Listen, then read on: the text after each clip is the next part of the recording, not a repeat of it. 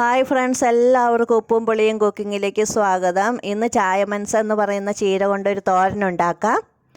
ഈ ചായമൻസ ചീരയെപ്പറ്റി എല്ലാവർക്കും അറിയായിരിക്കാം. അത് വളരെ ഗുണങ്ങളുള്ള ഒരു ചീരയാണെന്നാണ് പറയപ്പെടുന്നത്. പക്ഷേ അതിനൊരു കട്ടുണ്ട്, അതുകൊണ്ട് അത് വെള്ളം ഒഴിച്ചൊന്ന് ആവി കയറ്റി പിഴിഞ്ഞെടുക്കണം. ഇതുപോലെ ഞാൻ ചെറുതാക്കി അരിഞ്ഞെടുത്തിട്ടുണ്ട്.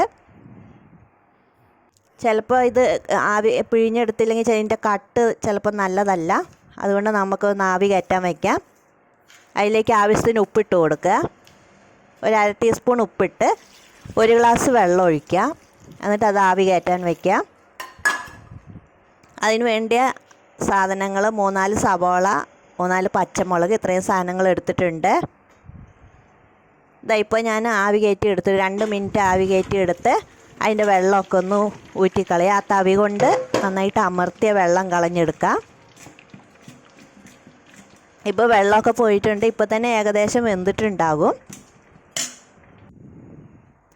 ഇനി ഒരു ചീനച്ചട്ടിയിലേക്ക് 3-4 ടേബിൾ സ്പൂൺ വെളിച്ചെണ്ണ ഒഴിച്ചു കൊടുക്കുക. അതിന് ശേഷം അര ടീസ്പൂൺ കടുക് ഇട്ട് കൊടുക്കുക. കടുക് പൊട്ടി വരുമ്പോൾ ഈ സവോള അരിഞ്ഞതും പച്ചമുളകും ഒക്കെ കൂടെ ചേർത്ത് കൊടുക്കുക. അതൊന്ന് ചുമന്ന് വരുന്നത് വരെ വഴറ്റാം. കറിവേപ്പിലയും ചേർക്കണം. ഒന്ന് ചുമന്ന് വരുമ്പോൾ 1/4 ടീസ്പൂൺ മഞ്ഞൾപ്പൊടി ഇട്ട് കൊടുക്കുക.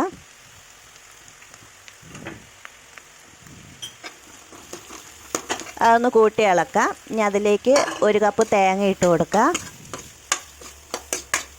തേങ്ങയും നന്നായിട്ട് കൂട്ടി ഇളക്കുക.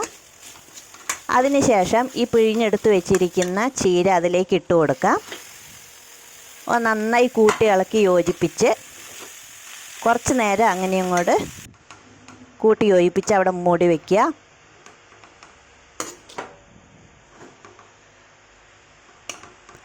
അടയ്ക്കാതെ തന്നെ ഒന്ന് പൊത്തി അവിടെ വെച്ചാൽ മതി. ഇപ്പോൾ ചായമൻസ ചീര റെഡി ആയിട്ടുണ്ട്. എല്ലാവരും ചെയ്ത് നോക്കണം. Thank you.